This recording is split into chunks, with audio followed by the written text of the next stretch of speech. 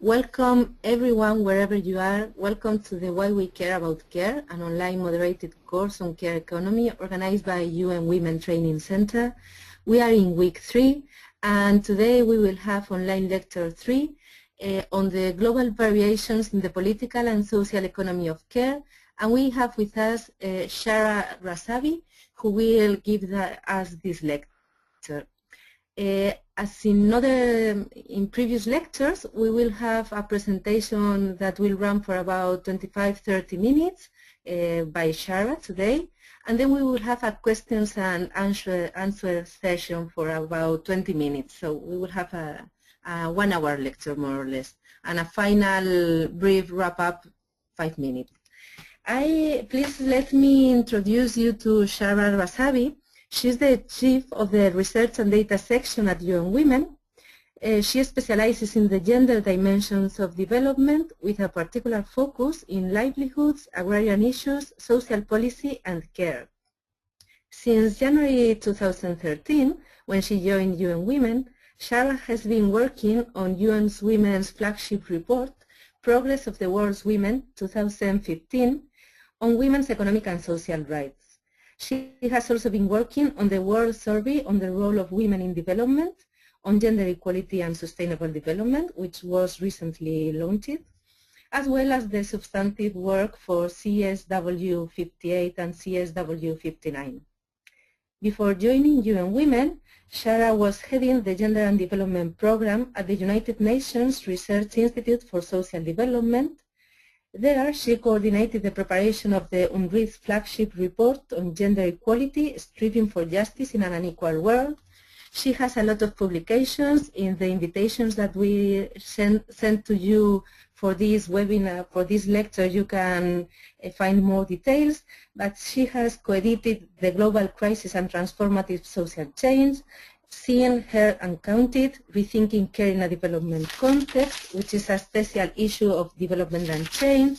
She has also edited Underpaid and Overworked, Across National Perspective on Care Workers, and well, she has lots of publications and a really impressive working experience and research experience on those issues.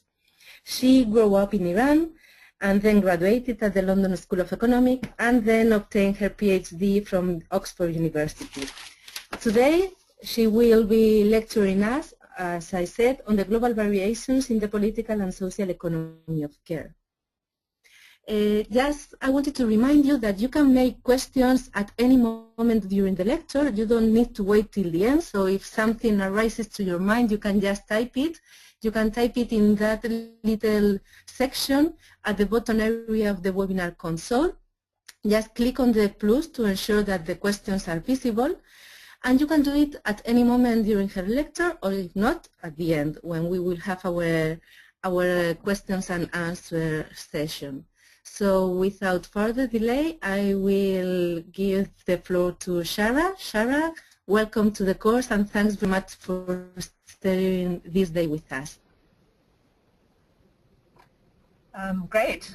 Good morning, good afternoon, good evening. Can everyone hear me? I assume that the voice is carrying through. I would like to first begin by thanking all of you for being here and taking the time to listen to the lecture.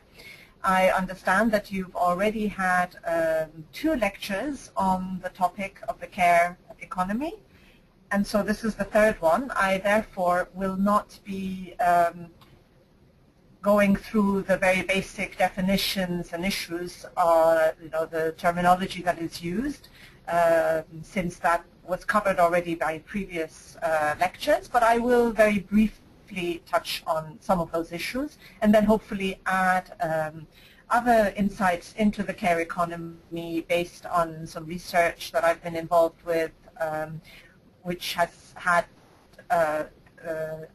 elements of it in the more high-income developed countries, as well as on care economies in middle-income and lower-income countries.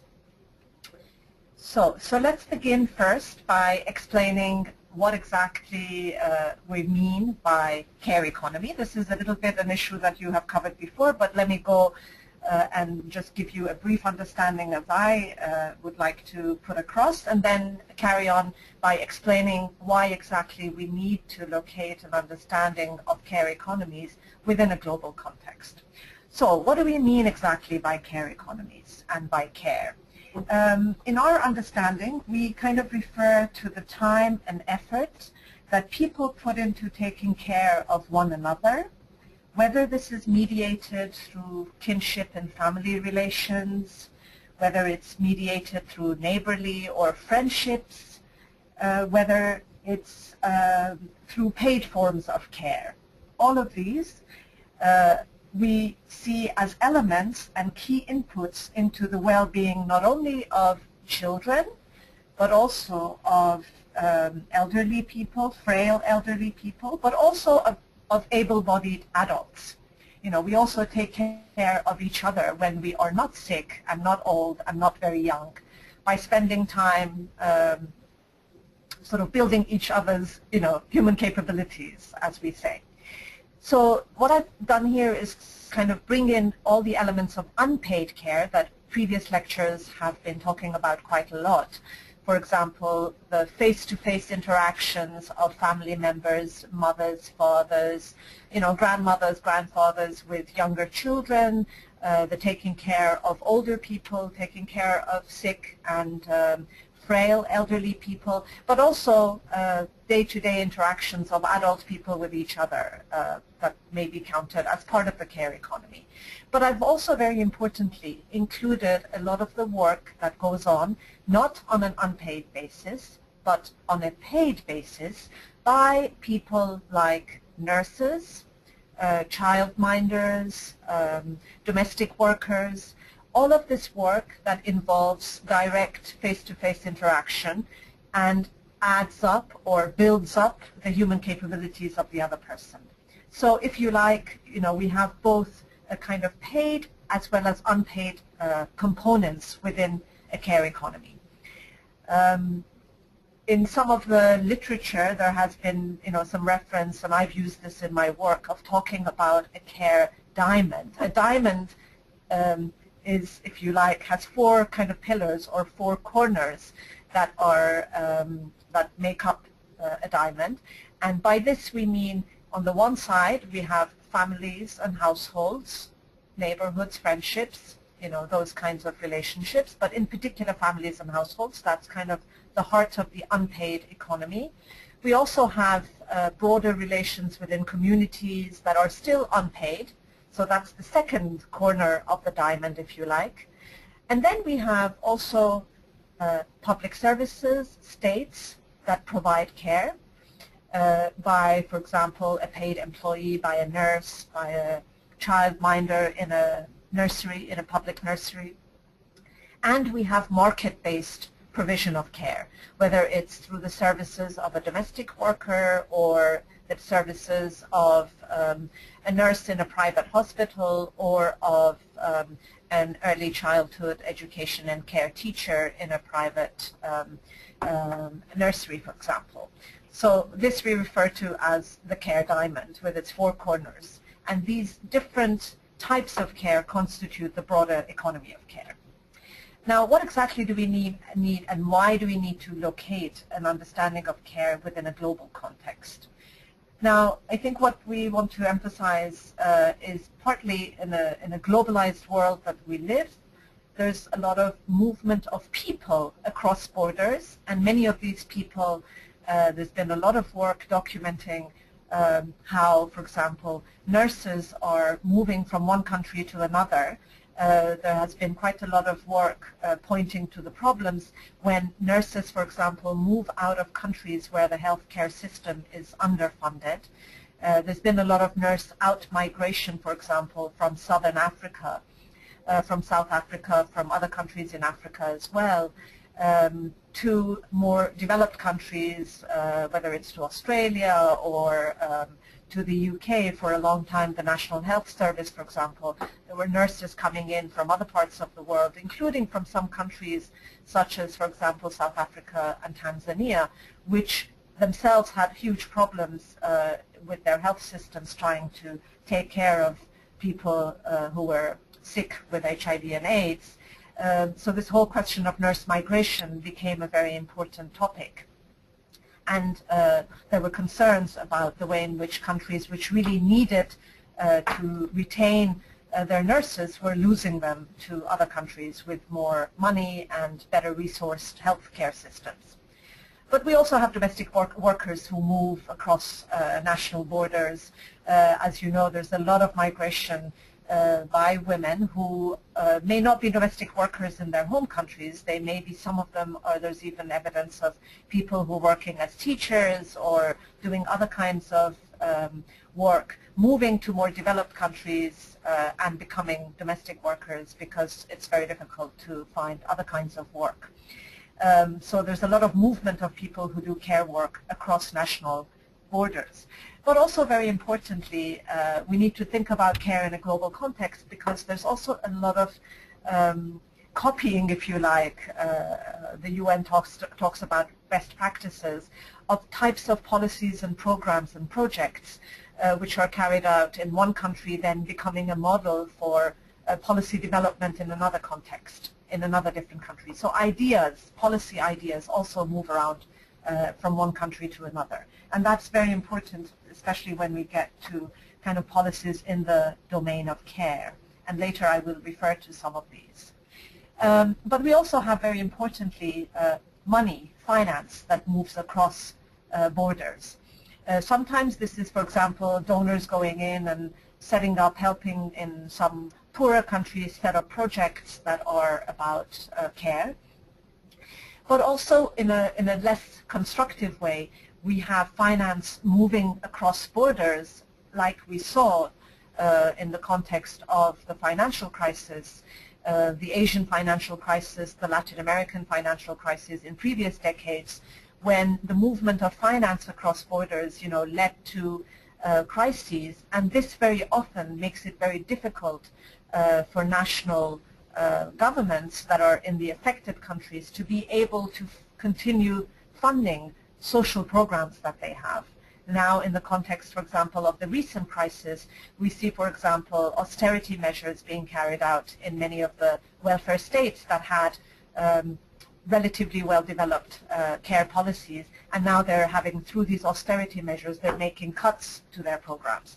So all of this kind of, the fact that our national economies and national policies are located within a global context, has all kinds of positive and negative implications in terms of what governments are able to do and what societies are able to do to cope with the demands of care in a context.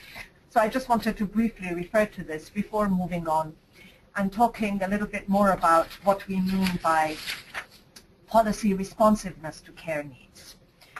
The question which is really important to highlight is, does economic development kind of determine policy responsiveness to care needs?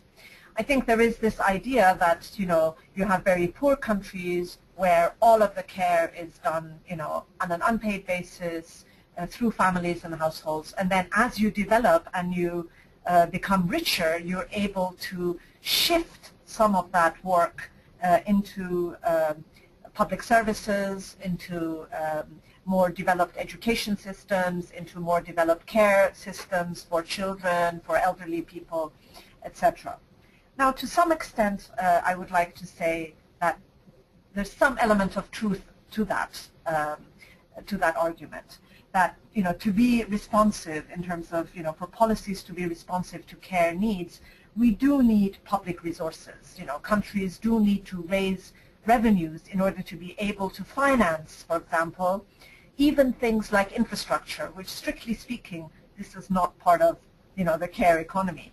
But having infrastructure in place, if you have water, piped water that goes to households, goes to people's homes, if you have good sanitation facilities, this does reduce the burden of a lot of unpaid work that has to be carried out in order to make caregiving possible.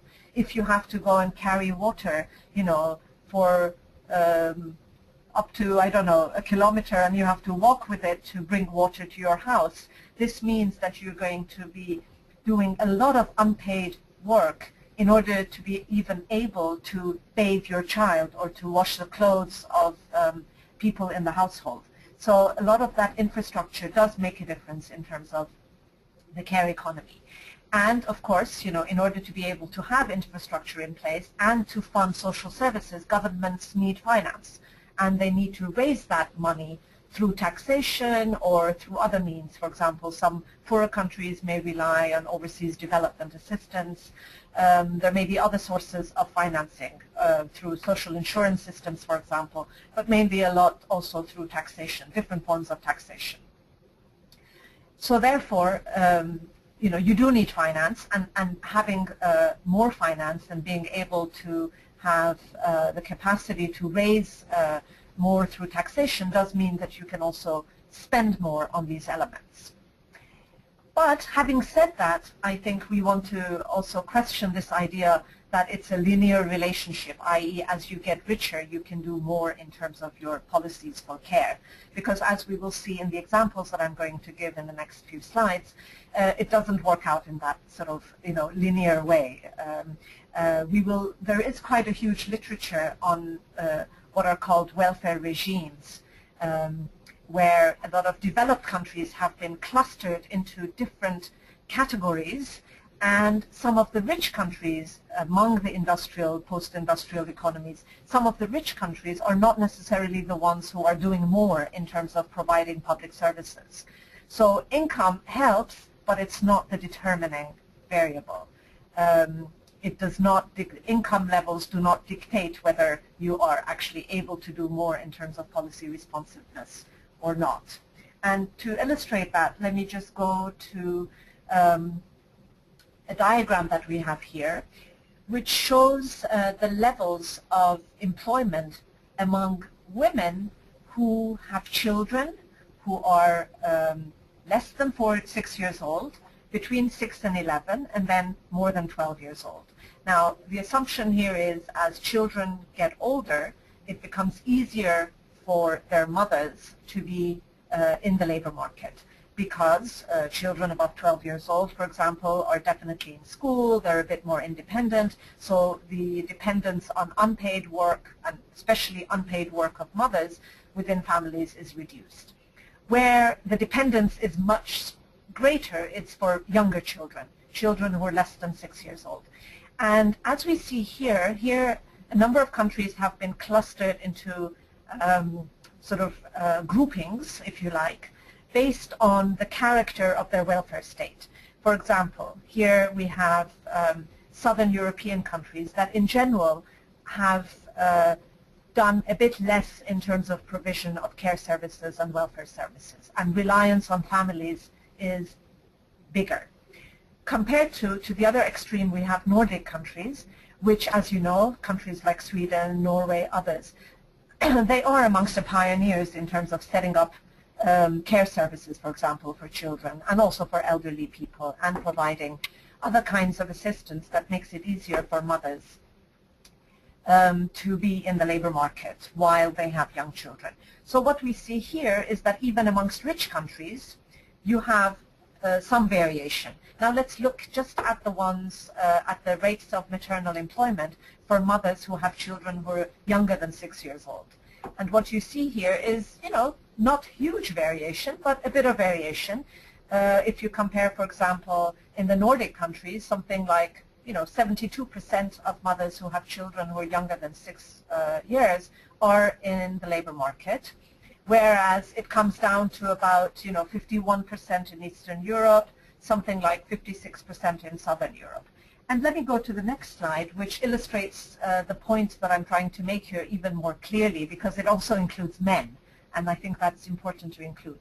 Now, here it's whether care of dependents and other family members is the reason why the person who was asked this question is inactive. By inactive, they mean not seeking work or not already employed. And what you see here is that, for example, in Anglo-Saxon countries, quite a significant percentage of mothers say that the reason why they're not in the labor market, they're not active, is because they're looking after dependents. This is the highest among all women in the Anglo-Saxon countries, and the lowest is among Nordic countries.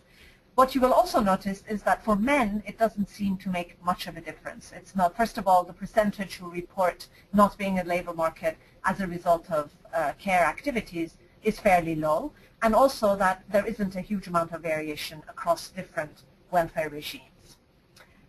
So the main point I think that we want to take out of these two slides is that the degree to which policy responsiveness, policies are in place to provide and help families carry out their care responsibilities, and in particular what this impacts on is the ability of mothers to be able to look for work and be in employment regardless of having, you know, young children in their households and in their care.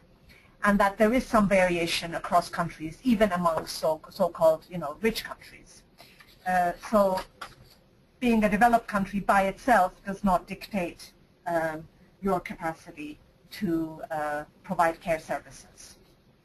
Nordic countries, as we've seen, seem to be more responsive to care needs than, for example, Anglo-Saxon countries. And by Anglo-Saxon here, we're referring to the sort of so-called liberal economies such as the US and the UK, where historically the state has done less, and markets are the way in which households usually try to complement the unpaid care work that they do, is by hiring nannies or domestic workers, or having, you know, market-based provision of childcare or elderly care services, where the state is a little bit less active than, say, in the Nordic countries. And here we see quite a difference that comes out. Now let's, perhaps before we shift to middle-income and lower-income countries, you may want to think a little bit about some of the questions that may have come up already.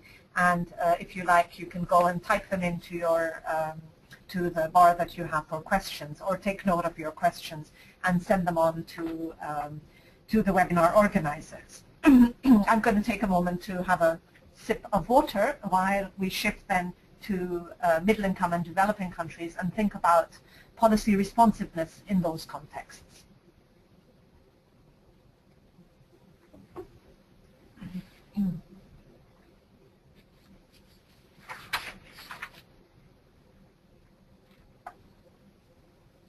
Okay, so let me first, before talking about some of the other middle-income and lower-income countries, give you also an example of a very rich country, an advanced economy by any definition of economic development, where the care system is fairly underdeveloped. And I don't know if you had the chance to have a look at some of the chapters in the volume called Global Variations in the Political and Social Economy of Care, but here I'm referring in particular to the chapter that's on Switzerland, which talks about exactly, you know, having an advanced economy, as the title is, Advanced Economy, Modern Welfare State and Traditional Care Regimes, the case of Switzerland. I'm referring to the chapter by Masha Madurin, Brigitte Schnegg, and Nadia Baghdadi. Now, this is a very interesting chapter because it does talk about economy, a very advanced economy, high-income economy, where the bulk of caregiving still takes place within families and households and neighborhoods and in relationships of friendship. But the welfare state is relatively less visible within the care economy. But first, let me just introduce to you this terminology that is used very often in the welfare state literature and in the care literature, which is called familialism. And by that, what we mean is systems, welfare systems, that assign the great proportion of caregiving to families. You know, and this very often means, when we say families, I will show you some data later, it very often means disproportionately it's women and girls who do the unpaid work. Now, welfare states may do that, what we call, it may be implicit, it may be by default, you know, because policy does not do anything about providing care services, of providing assistance to families. So it may be a kind of as a result of policy inaction, or it may be actually quite explicit and by design. You know, for example, some kinds of family benefits are given in a way that encourages the low-paid member of households to stay at home and take care of children. So, for example, family benefits, child benefits may be made conditional on the fact that the person doing the care is not in the labor market. So this, in effect, encourages, by design, those who are often the ones who receive the lower incomes and lower wages, which very often happens to be women, given the unequal distribution of wages within households and the big gender wage gaps. It's mothers who very often then stay home and take care of their children in order to benefit from the kind of child or family benefits that may be given by the state. Now, in Switzerland, you have a very interesting system in that you have quite high rates of female labor force participation, but because of a culture of very long working hours, one person in the household, when you have children and when you have elderly people who need care, someone has to kind of, given this culture of very long working hours, someone has to be working part-time or not work at all in order to be able to carry on the care work that the household has to perform. And given the gender wage gaps that exist in Switzerland, given this culture of very long working hours, it's very often women who end up being in part-time work. And in Switzerland, we have one of the highest rates of women in part-time work. Also because, for example, until very recently, even elementary schools had one day of the week children were off. On Wednesdays in the canton, for example, of Geneva, where I used to live for many years, I know that by first-hand experience, elementary schools, primary schools, on Wednesdays, there's no school. So what that means is that the state is assuming that there's someone in the house there taking care of children who will not be going to school during a normal weekday. So you have, in effect, different policies that encourage women to stay at home on a part-time basis. You also have in Switzerland tax policies. There's a joint taxation that in effect penalizes the lower income earner, because if you add your income, then you move into a higher tax bracket.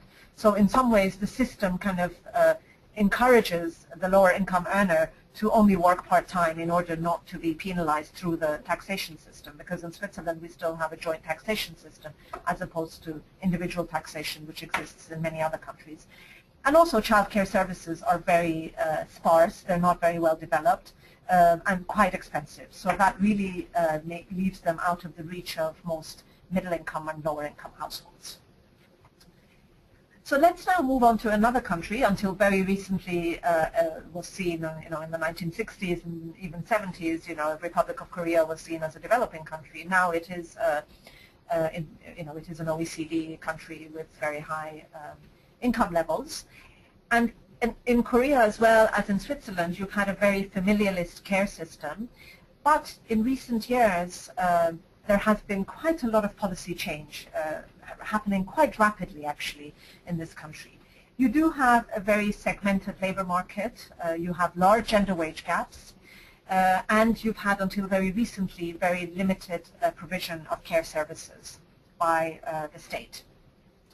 But in Switzerland, in Korea, especially over the past sort of decade or so, there has been a lot of policy action in terms of trying to provide care services, provide paid maternity, but also parental leave, and provide elderly care services. And there's been a lot of policy action around these care issues.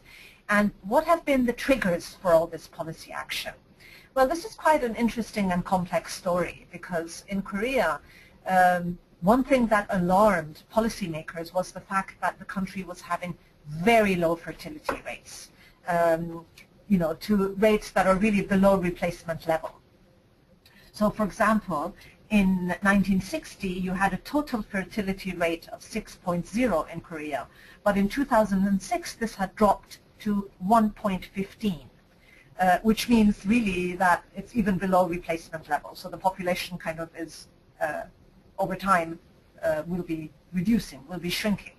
Now this alarmed policymakers, because at the same time also what it means is that you're going to have old people as a rising proportion of the population. And this gets you into trouble with your social insurance system. If you have too few children being born who will then join the labor force and pay into the social insurance system, and you have a huge number of older people, this really does mean that your social insurance system will be a little bit unsustainable. So there was a lot of policy panic around this question, that we need to do something about it. Why is it that women are not having more children? And the conclusion that was being reached was that, well, partly it's because our system, as women have moved into the labor market, the support systems are not there to allow them to have children while working. And within families, Korea was one of the countries that had one of the most unequal distributions of unpaid work. The men were not doing very much. So the men were not doing very much, the state was not doing much, and women, in effect, were making the choice of not having children, because otherwise they would be the ones who would have to take on the huge burden of care on their own without little support from the state and from men, and would have to even cut back on their work in the labor market. So there was that element, but also in this period, it was also a period of democratization in Korea, and women's movements were very active in terms of trying to get policy makers to respond to care needs. And the confluence of these two forces, the fact that the state was worried about certain issues and women were mobilizing and demanding change in the welfare state and more state responsiveness to care needs, actually produced, it was a nice combination in that it produced a lot of state activism. So, for example, parental leave was extended. There was a huge expansion of subsidized childcare services. Also, in 2008, for elderly people, an insurance system for care, for subsidizing care was put in place. And all kinds of policies were taken on board in order to respond to the state of crisis that policymakers were seeing in this domain. Now let's quickly move on to some of the lower income countries, many of them middle income, some lower income, where you have in countries where, for example, in the research project that this particular book that I just referred to was drawing on, we had countries such as Nicaragua, such as Tanzania, where states were facing, huge problems in terms of being able to finance a lot of the even provision of basic infrastructure, water, sanitation, also social services like health. If you have a functioning healthcare system, then a lot of the burden is taken off households and families. Whereas when your health system is also patchy and uneven quality, and not everyone can access good healthcare services, then very often what happens is that a lot of that work that should be carried out within a properly functioning healthcare system is shifted back into the household, and therefore it ends up being women, girls, older women who have to carry out most of this care on an unpaid basis. So it puts a heavy load on families, it puts a heavy load on communities and households. And as we will see in the next diagram, I want to show you a little bit in terms of how this unpaid work is distributed within households. Now here you have countries, for example, such as India, Nicaragua, Tanzania, and what you see is that now the dark color refers to work that is counted in the system of national accounts. Although strictly speaking, this is not exactly the same as paid work, but we can take it more or less to be paid. And as you will see in all these countries, when you look at paid work and compare men and women, men do almost double the amount that women do. India has the biggest gender gaps, and Korea as well has quite significant gaps, especially when you look at unpaid work. So the extended SNA, this is the work that is not included in system of national accounts. That's in the language of SNA, they call it extended SNA. This is unpaid work. You see again huge gender gaps in the opposite direction, with women doing even more than double of what men are doing. I mean, let's look at Nicaragua, for example. But most other countries as well, the gender gaps are quite huge. So when your social programs rely heavily on, on family participation, and this we see even in some of the formal care programs that exist, there are interesting examples of childcare services in Nicaragua that explicitly rely on families to come in and provide a lot of the work. You know, mothers are expected to go in as volunteers and do some of the work. We saw this also, for example, in the context of health crises in sub-Saharan Africa, where systems were set up, what are called home-based care systems. These are systems that use so-called volunteers. Very often these volunteers are women who have to come in to the program as volunteers, and because hospitals cannot cope with taking care of people who are sick with AIDS, the government helps set up these kind of semi-formal programs, community care programs, and women who go in as volunteers are given a small fee. It's not really a wage, and they go from house to house and try to provide help to those who are providing care to sick family members. So you have these systems that are semi-formal, that the state helps to sustain, and that provide very informal kinds of work to the caregivers, and that they're supposed to complement the formal system of healthcare in the country or formal system of childcare in the country, which is really in shreds and it's not functioning. Also, very often these programs have a problem of lack of continuity, because many of these programs rely on donor funding or on funding from international NGOs, and so you know, their sources of funding are a bit unreliable, and they go up and down depending on what's the newest, you know, fashion in the donor world. And very often the paid care services are in very precarious conditions. You know, we talked at the beginning about, you know, nurses migrating out of, for example, Tanzania, going to South Africa where the health system is in a better shape, and South African nurses migrating to Australia, and Australian nurses migrating to, you know, the UK. But from poorer countries, you know, who are very often at the bottom of this chain, you know, a lot of their very, you know, equipped, skilled, technical staff members in health systems, you know, migrate out in these kind of conditions. So it's a very problematic system that relies on unpaid care within households, but relies on very precarious forms of paid care as well, which is problematic. So let me just, having looked a bit at some of the problems that lower income countries are facing, but also the fact that in higher income countries, just being rich doesn't mean that you have a state that's fully responsive and taking on, you know, a huge share of the care burden. I want to sort of conclude by saying that yes, resources matter, and that, you know, if you have a state that really wants to do something, and we saw this in the case of the Republic of Korea, then you will, you know, try and raise the resources, you will try and increase taxation and try to mobilize domestic resources as well as international resources to finance some of the services that you need, care services that you need.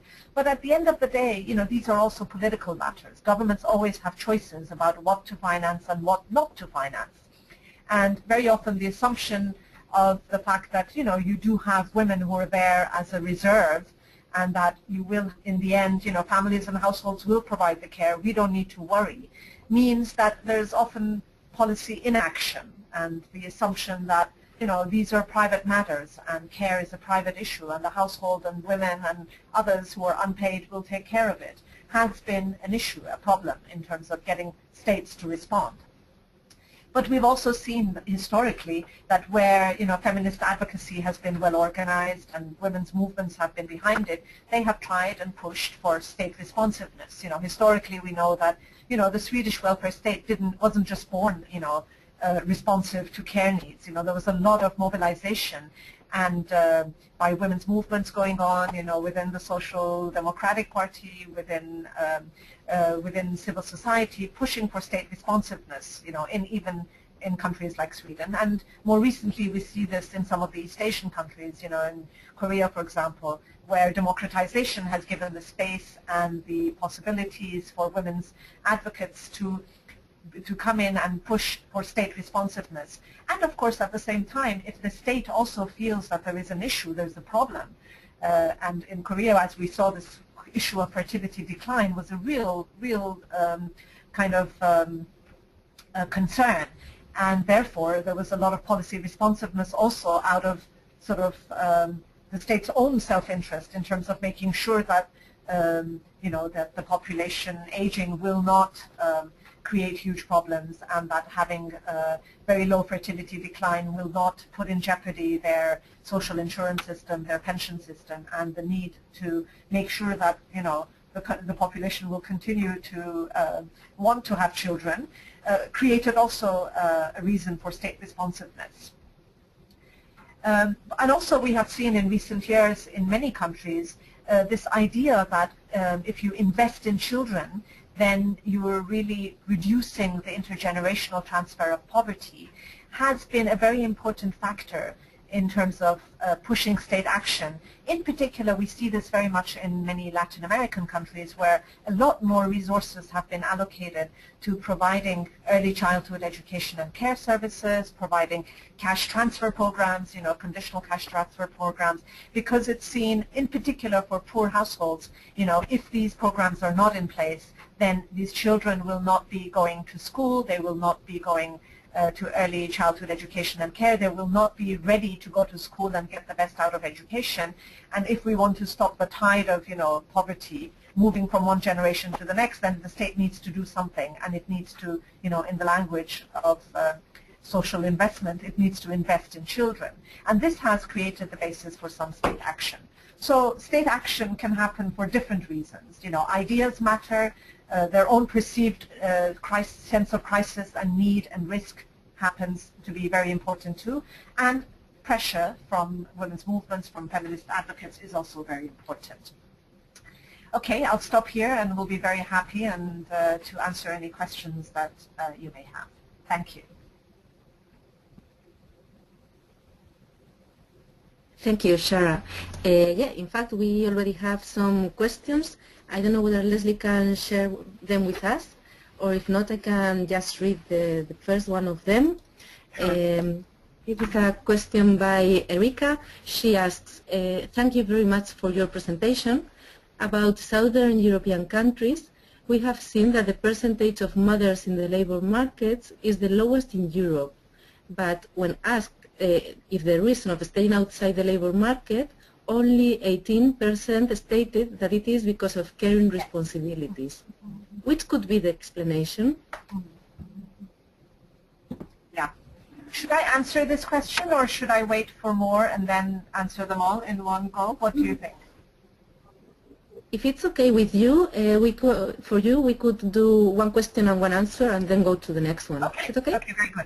Yeah, I want to go back to the slides to bring in what Leslie said, what Erika pointed to, which is a very true and interesting observation, and I was thinking exactly about the same point. Now, what she's saying is that, as you can see, in Southern Europe, mothers of young children have some of the lowest rates of labor force participation. But when we go and look at the reason given for not being in the labor force, the Southern European countries are amongst the lowest who give caregiving as a reason. Now, this is a bit puzzling, isn't it? Because you would have thought if they have such low rates of labor force participation, then they should also say that caregiving is one of the main reasons for not being in the labor force. But they don't seem to see it as a constraint. And kind of I don't have I mean, we can think about this together, because I don't have a very obvious answer to give you. Whereas, for example, in the Anglo-Saxon countries, they seem to see it as a major constraint. They say, yes, caregiving is the reason why we're not in the labor force. In Southern Europe, they don't seem to say that.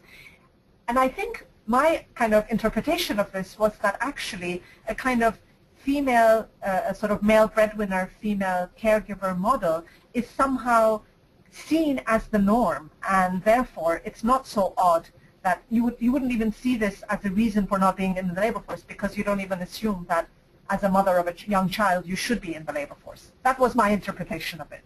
That a kind of female caregiver model, especially when children are young, is seen as something that's quite normal, and women don't see the care as a constraint to their being in the labor force, and, that they may not particularly want to be in the labor force when they have very young children.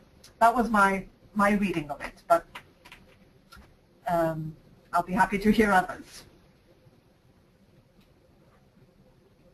Thank you, Shara. I just wanted to point out that this brings us back to the point that Janine Anderson raised in her presentation, that we do not need to focus only on the social organization of care, but also on the social conception of care, so on the culture of care, so that this is a really important thing that we need to keep in mind.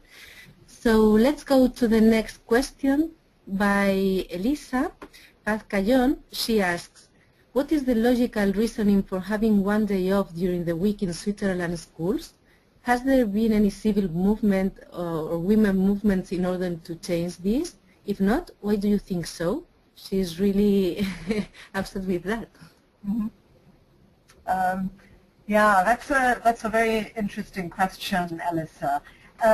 I think the logic of it has been that, the idea that it's good for children, and as someone who has been the mother of 2 children, I also kind of think that that's not a bad idea, because the idea was not for children to just be at home. The idea was to have one day off so that children could do all kinds of extracurricular activities, which of course, in the old Swiss communes in the Alps, it was probably easy to do that. You had a village, and a sense of community, and children would go and ski in the winter, and they would do something else in the summer, and, it all worked out probably quite nicely with, some kind of sharing of the responsibility even. I could imagine, in farming communities, but it did assume, in any case, that there was a mother in the foyer, as they say, a mother in the home taking care of children and maybe sharing that work amongst, women sharing that work, taking turns and taking the children, for various activities. So I think the logic was from the interest of the child, that it's in the best interest of the child to have a break. Now, in the modern sort of world, it has turned out to be a major concern.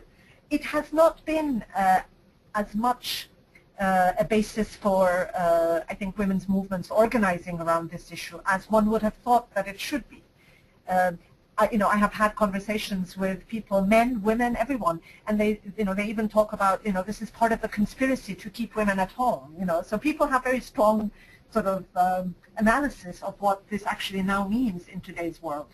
And very often, actually, the way in which some families reconcile having the 2 partners, if it's in a household where there are 2 partners both working full-time, you do have what are called maman de jour, which is kind of an informal system where other mothers take care of, a whole, 5 or 6 children. But it's a system that the state kind of sanctions, so you have registered maman de jour, so there's some kind of state regulation of it, but the women who take on this work, have to show that their homes are well equipped to have, children there to take care of them. So there are all kinds of informal ways of informal and semi-formal ways of trying to cope with it.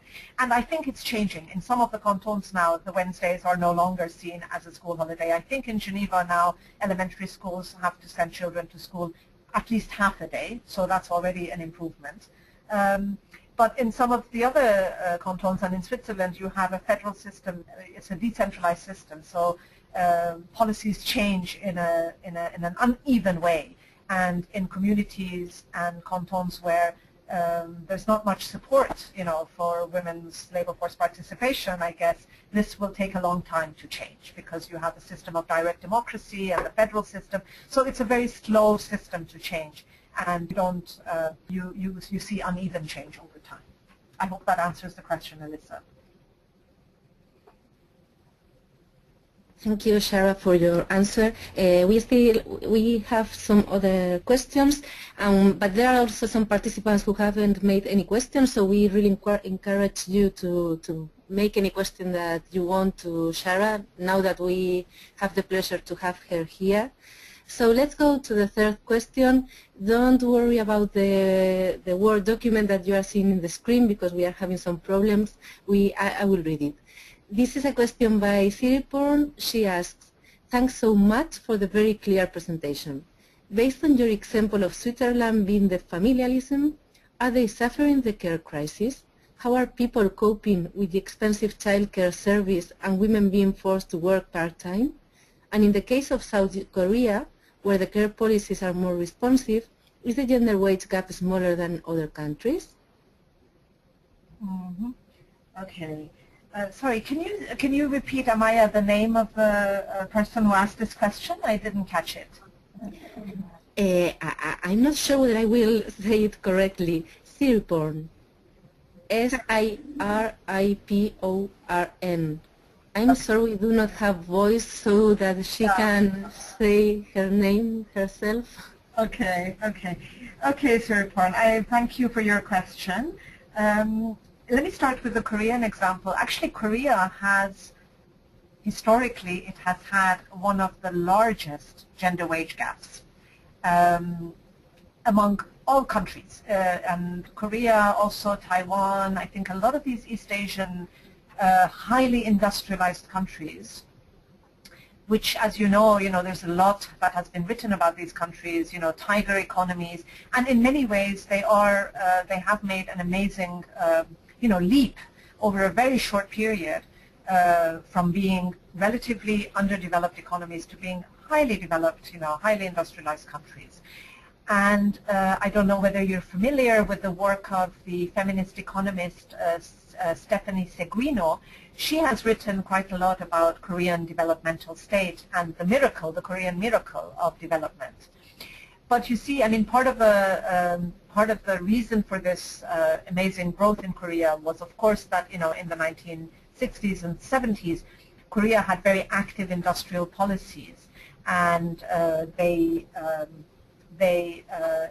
very much encouraged export-oriented industries at a time when the push for having manufactured exports was not as big as it is now. This was in the early days when the other countries were still very much focusing on, import substitution industrialization. Korea industrialized and had industrial policies, but also had this very active policy of encouraging exports and of having exports that were labor intensive and relatively competitive in the international market. And it kind of encouraged and pushed women into the export sectors because they were able to use relatively low wages in those sectors to make their exports very competitive.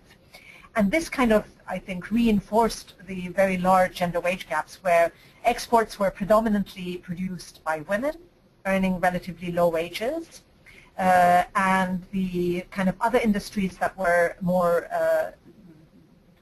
catered to the domestic sort of industrial sector, they were more male-dominated. And this gender wage gap, in effect, was one of the reasons for the success of the Korean takeoff. But what it left Korea with was a huge gender wage gap. And this has, to this day, actually had an impact. And although the gender wage gap has reduced slightly, but it's still quite significant. And the way in which I think what this manifests itself in is that, for women, for example, who are single earners in their households, this very often translates into higher rates of poverty, given the low wage gaps. But also, what it means is that very often, even in the care sectors that the government is now encouraging, elderly care, child care, the gender wage gaps and women's low wages mean that, that is carried over into the care policies. But the main point, I think, is that the crisis that we talked about in terms of fertility, for example, is quite something that has raised a lot of concerns. But also, and as I said, the aging population, the whole demographic issues around. Also, something I didn't mention is that Korea, among other countries, also has very low and late marriage rates. So a lot of women are marrying very late or not marrying at all. And when they do marry, they're not having children. So this is raising a lot of social concerns. And so the concerns are, quite significant. And I think the gender wage gap is also part of the story, but there's more to it than that. Now, in Switzerland, I think the way you're seeing the problems with familialism, it is partly to do with the fact that a lot of women who are now joining the labor force, they are working part-time, but also a lot of women working full-time. And I think Switzerland has one of the now the age of having your first child it's one of the highest in terms of women postponing having children, because you see a clash between developing a career and having a child. So women are increasingly postponing, having a child at all. There's not that kind of crisis over fertility as such, partly because Switzerland is also very open to migrants coming in, and generally migrants tend to have higher rates of fertility. But where you really see the pressure is more in terms of care for elderly people. Even though you have relatively better provision of services for elderly people than you do for children, in terms of care services, I mean. Also what you have in Switzerland, and I think that chapter on Switzerland, which I would encourage you to read in the book on Global Variations, what it also shows is that the unpaid care for elderly people is very different from the unpaid care for children. Unpaid care for children is predominantly carried out within households mostly by mothers, but also a bit by fathers. But it's very much kind of focused within the family system and the extended family. Grandmothers do a lot as well. But when it comes to elderly care, you have a lot of it done by paid care services, but then the unpaid care is less family oriented and much more happens within neighborhoods and relationships of friendship. And I found that quite an interesting contrast, children, unpaid care for children being mostly familial within the family, but unpaid care for elderly people happening along the lines of neighborly relations, friendships, and community as opposed to just family.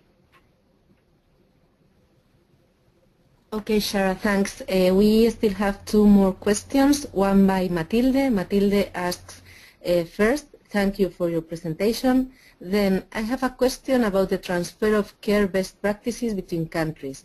Could you give us an example of these transfers? Mm-hmm. Okay. Okay. First, let me start with an example that we may not think of as being about care, and this is on the conditional cash transfer systems. Now, I don't think conditional cash transfer systems are in any way meant to, I wouldn't classify them as care policies, but they do address a need for income by households that have children in them. And and I think we do need to think about caregiving as something that of course is done through face-to-face interaction, and it requires time, it requires effort, it requires creativity, it requires a lot of things that previous lectures, especially the lecture by Jenny Anderson talked about, a lot of the patience, a lot of the, psychologically it's a very demanding kind of task, and I think one can analyze all of those issues. But care also requires cash, It's very difficult to care for a child if you don't have money to buy some of the basic necessities with which to make food and, provide the basic necessities. I would say it's kind of almost a kind of background to caregiving, So you do need income, you do need cash. And some of these conditional cash transfer systems are actually trying to provide cash to households that are poor in order to be able to better care for their children.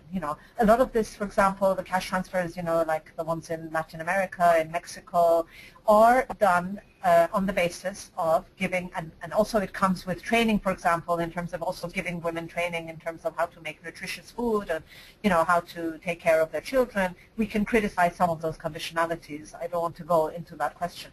But I think there is a point around the fact that some of these transfers, cash transfers, as in the case of also child benefits that have been part of welfare states in Europe, for example, a lot of this was given to families that are low income in order to enable them to take care of the kind of needs that they have, the greater monetary needs that they have as a result of having children in them.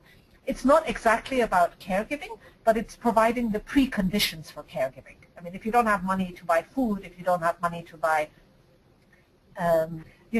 clothes, if you don't have money to pay for electricity, if you have services such as electricity or water, then it's very difficult to provide care without those. So I think the cash transfers are a good example, and there's been a lot of copying of best practices. The cash transfers are now not only pretty much universal in Latin America, but also in many other parts of the world.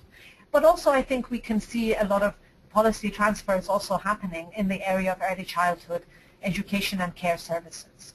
And there you've had, different models. I think some of the UN organizations, UNESCO, for example, has been sort of encouraging a more formal system of providing early childhood education and care services. OECD as well has been talking about more recently about more formal systems of providing early childhood education and care. And some countries are, taking this up. I won't go into the details, but I believe, the example of early childhood education and care that was provided in Chile recently, and they're building that system. It is based on a more formalized system of care provision, which has early childhood education as a component, and you have properly qualified, teachers and early childhood educators that are in the formal system, in the state formal system, in terms of training, in terms of credentials, and the services are formally organized. As opposed to another model, which I think the World Bank has been encouraging and UNICEF was encouraging, in the sort of earlier decades, but the World Bank has continued to encourage, which is of a more informal community-based kind of care services, which I believe in Mexico this is very much the model that has been taken up. It's a model that has now in Mexico, I think it's one of the fastest growing programs of early childhood education and care. And what it does is that it basically encourages mothers of children, but also other women to use their homes. They have to, abide by certain minimum qualifications in terms of, for example, the house has to be regulated in terms of providing basic safety, for example, for children, and there's some government regulation of the conditions. But these mothers are turned into kind of entrepreneurs, if you like, providing care services to other mothers and taking in, 5 or 6 or 7 children into their homes and taking care of them. So it's a kind of a less formalized system, and the problem is very often in these community-based systems, not only is the care that is provided less regulated, and this can have problems in terms of quality of care, in terms of the risks for the children who are in these services, but also very often the type of work that it provides for the women who do the caregiving is very often informal. It doesn't, provide a basic pension. It's not formal care. So there are different models, and I think they are being used and copied from one country to another. A lot of the community care provision, for example, that was provided in a country like Nicaragua that we saw was also the ideas were coming from some of the donor countries and from some of the donor countries that themselves also had informal care systems. So there are different models, and I think donors through their financing and also through the ideas, through their role in providing different models for service provision, play an important role in terms of propagating different models to other countries. Thank you, Shara. Let's go to the last question by Erika. She says, we have seen that in Northern European countries, a large number of mothers is participating in the labor market, but as long as I know, even if childcare provisions are really good in these countries, the burden of care within the family is not equally shared between women and men. Is there any policy that could encourage fathers to share childcare responsibilities? Is there any? Yeah. No, that's a very, very good question. In fact, some feminists have even argued that in some of the welfare states in Northern Europe and elsewhere, the fact that the state played such an active role and that childcare services are being provided effectively has shifted caregiving from mothers in the home to women in the care services, and in the process, men are completely off the hook, both as paid carers and as unpaid carers. And probably in response to some of those criticisms, some of the Northern European welfare states, Sweden was kind of a pioneer in this respect. They tried to put in for family leave and parental leave, they tried to put in special quotas for fathers on a kind of, use it or lose it basis. So for example, I can't remember the details exactly now what the provision is like now, but previously, you know, when you had like, you know, 12 months of parental leave, the father had to at least take 1 month of the 12 months of parental leave. If not, the couple would lose that month, so the mother could only get 11. So these were kind of carrots and sticks, if you like, to try and encourage fathers to do a bit more.